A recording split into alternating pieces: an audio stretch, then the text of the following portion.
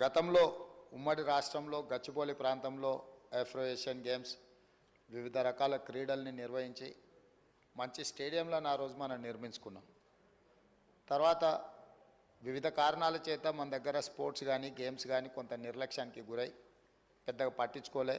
కాకపోతే ఆ రోజు పుల్లెల గోపీచంద్ గారికి అకాడమీ కోసం కేటాయించిన ల్యాండ్ కానీ వాళ్ళు ఇచ్చిన ట్రైనింగ్ల వల్ల మన దగ్గర చాలామంది క్రీడాకారులు తయారవ్వడానికి ఉపయోగపడ్డది. ఒక ప్రైవేట్ ప్లేయర్ లేకపోతే ప్రైవేట్ వాళ్ళు ఏర్పాటు చేసిన దాంట్లోనే ఆ విధంగా ఉంటే ప్రభుత్వం వైపు నుంచి సహకారం ఉంటే ఇంకా అద్భుతంగా రాణించడానికి అవకాశం ఉంటుంది. అందుకే రాష్ట్ర ప్రభుత్వం స్పష్టంగా ఈసారి బడ్జెట్లో గతంలో ఎన్నడూ లేని విధంగా 361 కోట్ల రూపాయలు స్పోర్ట్స్ కోసము మనం కేటాయించడం జరిగింది.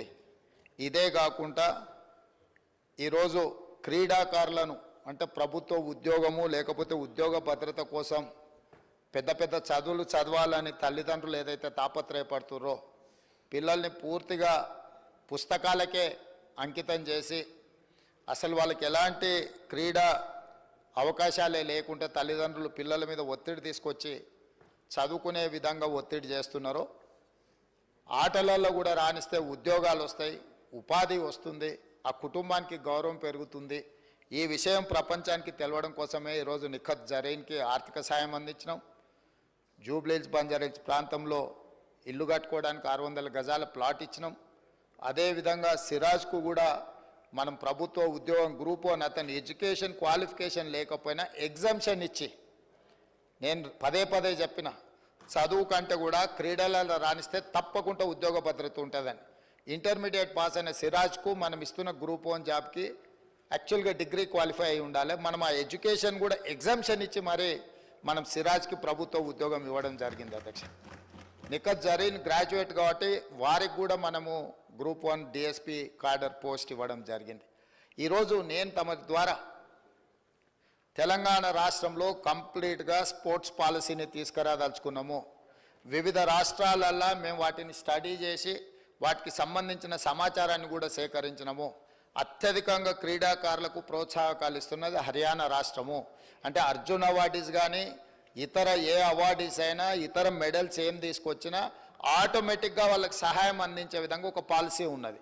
అంటే ఆర్థిక సహాయం కావచ్చు, లేకపోతే ఇల్లు కట్టుకోవడానికి కావచ్చు, లేకపోతే వాళ్ళకు ప్రభుత్వంలో ఉద్యోగాలు ఏ స్థాయి ఏ మెడల్ వస్తే ఏ విధంగా వాళ్ళకి ప్రభుత్వంలో ఉద్యోగ అవకాశాలు కల్పించాలనో హర్యానా స్టేట్లో బెస్ట్ పాలసీని అడాప్ట్ చేసుకున్నారు. అధ్యక్ష మేము అందుకే ఈరోజు హర్యానా, పంజాబ్ ఇతర ప్రాంతాలలో బాక్సింగ్ రిలేటెడ్ కానీ అదర్ రిలేటెడ్ క్రీడలలో రాణించిన వాళ్ళకి ఏ విధంగా ప్రభుత్వం ప్రోత్సాహకాలు ఇస్తున్నదో వాటన్నిటిని కూడా మేము స్టడీ చేస్తున్నాం.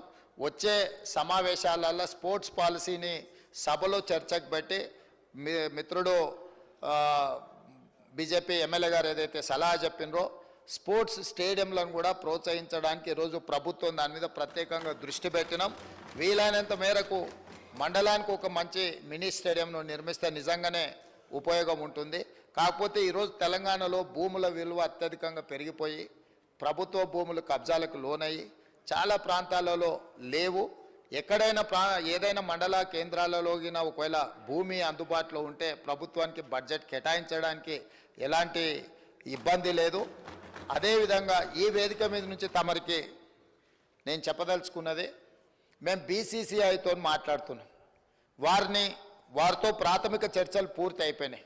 నిన్న ఎక్కడైతే బేగర్ కంచెలో మనము స్కిల్స్ యూనివర్సిటీని ప్రారంభించుకున్నామో తొందరలోనే నేషనల్ అకాడమీ ఆఫ్ కన్స్ట్రక్షన్ని కూడా అక్కడికే షిఫ్ట్ చేయాలనుకుంటున్నాం.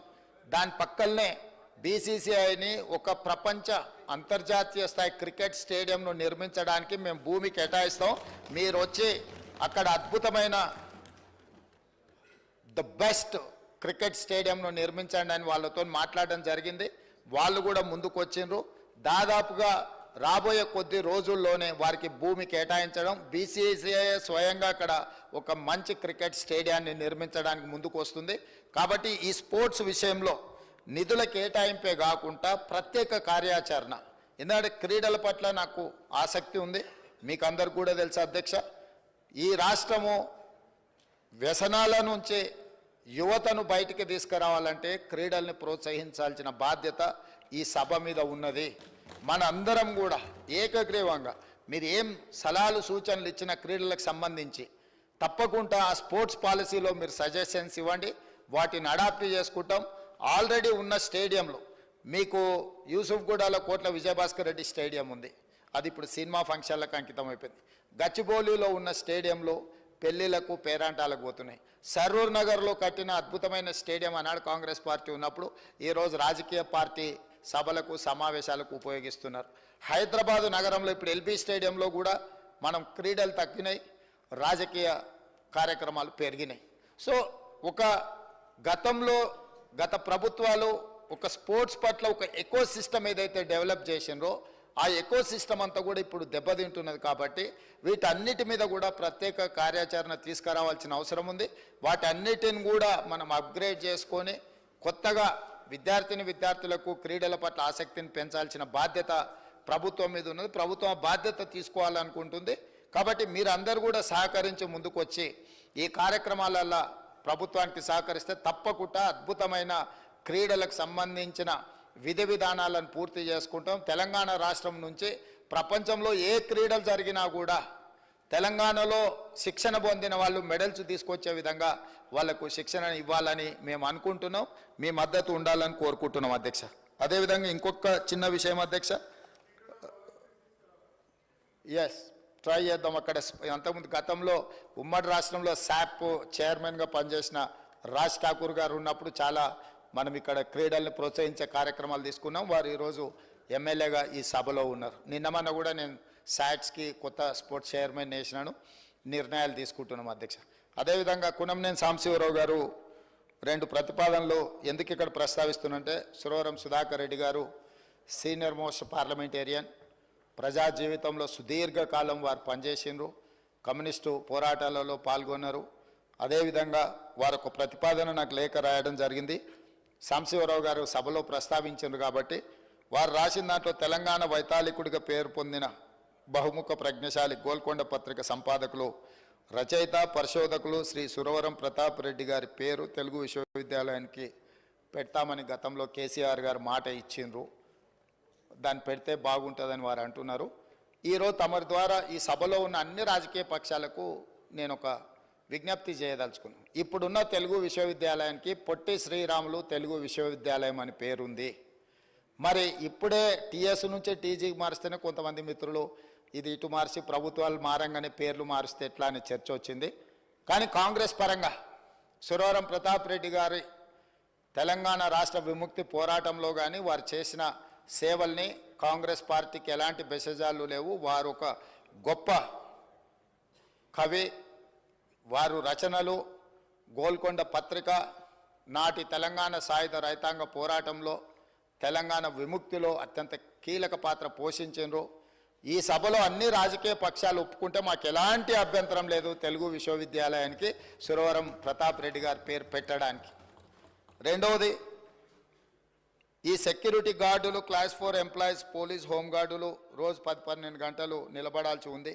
వారికి కూర్చునే హక్కు చట్టము సవరించాలని కూడా ఇంకొక ప్రతిపాదన సురవరం సుధాకర్ రెడ్డి గారు పంపించారు.